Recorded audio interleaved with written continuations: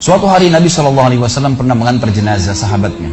Waktu jenazah tersebut ditaruh di kuburan, kata Nabi SAW, kalau seseorang mukmin meninggal dunia, siapa orang mukmin teman-teman sekalian? Orang yang sudah menggabungkan antara rukun Islam sama rukun iman. Kalau antum syahadat sudah, muslim, alhamdulillah, sholat 5 waktu, zakat, puasa Ramadan, haji, sudah dikerjain. Ditambah dengan keimanan, yakin Allah ada, yakin malaikat ada mencatat, yakin diturunkan dalam Al-Quran, yakin ada Rasul yang mengajarkan Nabi Muhammad SAW ada diterima pahalanya hari kiamat, maka itu namanya mukmin. Ditambah dengan mengimani qada dan qadar. Kalau ada orang sholat, Allah ada nggak ya? Malaikat catat nggak ya? Hari kiamat saya terima nggak? Ini masih muslim, belum mukmin, masih level di bawah. Pertama muslim dulu baru mukmin. Makanya dalam hadis disebutkan ada iman, ada Islam, ada iman, ada ihsan, gitu kan? Ini level-levelnya. Nah, kata Nabi SAW, kalau orang mukmin menggabungkan antara rukun Islam sama rukun iman, sholat yakin Allah ada, sholat begini dan seterusnya, maka akan datang kepadanya 3 sosok malaikat pada saat meninggal. Dan ini teman-teman bukan dongeng saya ceritakan, ini hadis Nabi, berita wahyu yang pasti kita semua akan saksikan. Demi Allah ini benar, ini wahyu, gitu kan? Malaikat datang, di kiri kanannya malaikat rahmah membawa kain kafan dari surga, yang satu malaikat maut di ubun-ubun kepalanya sambil berkata, ya ayyatuhan nafsul mutmainnah irji ila rabbiki radiyatan mardiyah. Hai jiwa yang baik, keluarlah kepada rahmat dan pengampunan Tuhanmu. Kata Nabi SAW, ruhnya keluar lebih mudah daripada air dari mulut kendi, cepat sekali. Begitu keluar, belum sesaat keluar, ditangkap oleh malaikat rahmat, dibungkus dengan kain kafan dari surga, dibawa ke langit. Begitu dibawa ke langit, menembus 7 lapis langit, semua malaikat-malaikat di atas langit sana berkata, ruhnya siapa ini? Sungguh mulia ruh ini. Kenapa? Kata Nabi SAW, karena ruh itu mengeluarkan bau yang lebih wangi daripada bau kasturi. Semoga kita semua insya Allah termasuk. Maka kata Nabi SAW, malaikat rahmat mengatakan, ini fulan bin fulan, namanya yang paling mulia di dunia. Lalu kemudian ditembuskan sampai langit ke-7, lalu kemudian terdengar suara dari langit ke-7. Allah Azza wa Jalla berkata, catatkan hambaku termasuk penghuni surga, kembalikan dia di dunia, di sana saya ciptakan, di sana pula saya akan bangkitkan. Diantar ruhnya bersamaan jasadnya diantar oleh kerabatnya. Baru 3 langkah mereka jalan, dia masih bisa, ruh ini masih mendengarkan suara sendal mereka.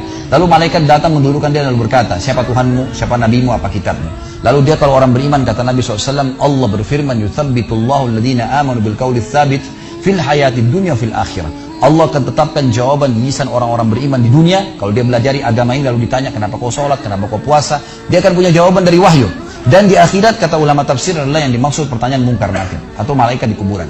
Ringkas cerita adalah dia akan menjawab, Tuhanku Allah, Nabiku Muhammad, kitabku Al-Quran. Pada saat dia jawab jawaban itu teman-teman sekalian, maka tiba-tiba saja kata Nabi SAW, malaikat tersebut membukakan baginya pintu neraka, azab, siksaan, orang teriak-teriak, api yang berkobar-kobar. Dia ketakutan. Kata malaikat, lihat dari apa Allah selamatkan dirimu. Karena kau beriman, kau nggak jadi masuk sini. Ditutup. Supaya dia tahu nih, kalau dia berbuat salah akan masuk situ. Ditutup. Dibuka pintu surga, dayang-dayang, permadani, istana yang luas, luar biasa. Dia gembira. Lalu kata malaikat, kau akan masuk di sini. Maka si mayit tersebut pun berdoa mengatakan, ya Allah, cepatkan waktu, karena aku ingin masuk ke dalam surgaku. Lalu datang di sebelahnya orang yang tampangnya gagah, badannya bersih, wangi, saking sempurnanya kata jenazah ini. Ruh ini berkata, siapa kamu ini? Sungguh sempurna ciptaan Allah pada dirimu. Maka dia berkata, diam dulu. Maka dia berkata, gitu kan? Dia berkata, saya amal soleh akan menemani kau sampai hari kiamat. Insya Allah setelah riwayat ini kita sholat. Saya amal soleh akan menemani kau sampai hari kiamat.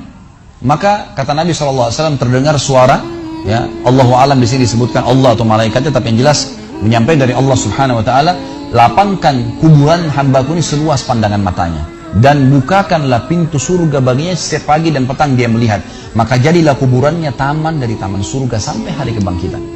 Baik. Sebaliknya kata Nabi SAW, kalau orang fasik, siapa tadi fasik?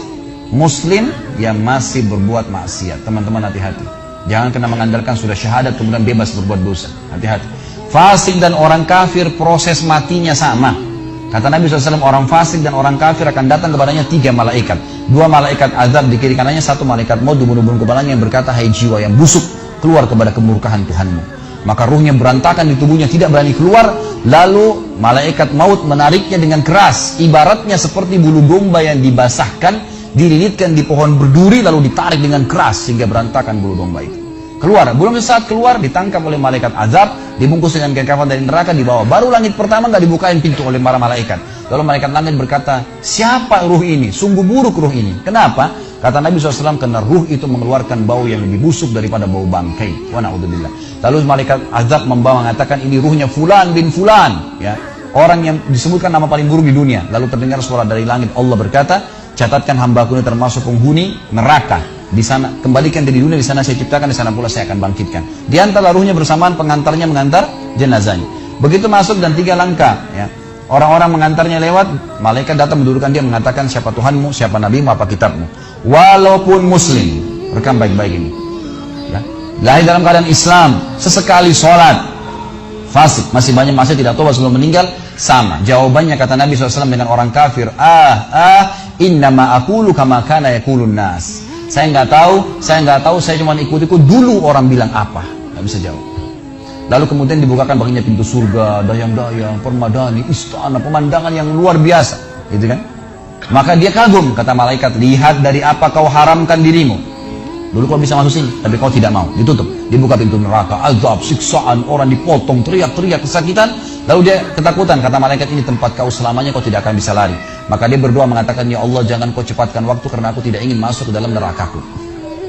Lalu datang di sebelahnya orang yang buruk tampangnya, bau badannya nggak enak. Lalu saking buruknya, kata jenazah ini, kata ruh ini, siapa kamu ini? Pergi dari saya, sungguh buruk ciptaan Allah pada dirimu. Maka dia mengatakan, tidak, saya amal burukmu yang akan menemani kau sampai hari kiamat. Lalu dalam penutupan hadis Bukhari ada 2 riwayat. Yang pertama, Allah Azza wa Jal, ya, mengirim kepadanya malaikat yang tidak punya penglihatan dan pendengaran. Allahu alam bagaimana ini? Yang membawa sebuah besi, yang kalau besi itu seluruh jin dan manusia bersatu mau membalik saja mereka tidak mampu. Bayangkan seluruh jin miliaran, seluruh manusia miliaran, balik saja mereka tidak mampu. Ini saking kuatnya malaikat tersebut. Maka menghantamkan ke tubuh orang ini, hancur, diutuhkan kembali lagi. Begitu terus sampai hari kiamat.